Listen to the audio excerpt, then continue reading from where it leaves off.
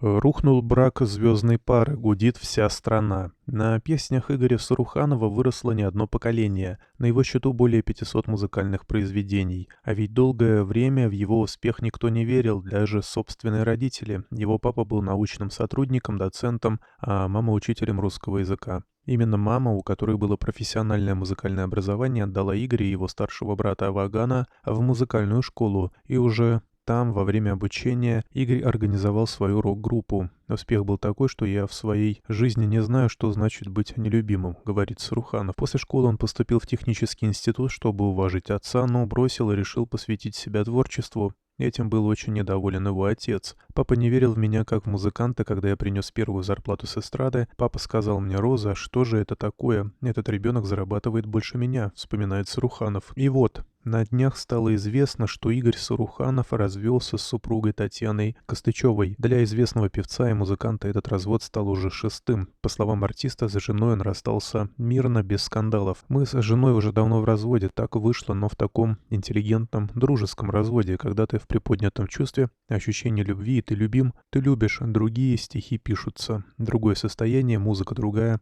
рассказал Саруханов в беседе с журналистами Пятого канала. Сообщается, что экс-супруга Игоря Саруханова уже закрутила новый роман, а вот сердце самого артиста сейчас свободно. Музыкант заявил, что он сконцентрировался на творчестве и воспитании детей, с которыми старается чаще видеться. Напомним, что у Игоря Саруханова подрастают две дочери, 13-летняя Любовь и 6-летняя Розалия. Артист признался, что мечтает о сыне, но добавил, что вряд ли уже сможет осуществить эту мечту из-за своего возраста. Личная жизнь Саруханова складывалась очень непросто. Среди жен музыканта были и танцовщица, и археолог, и певица, и дизайнер, и модель. Но браки все время распадались.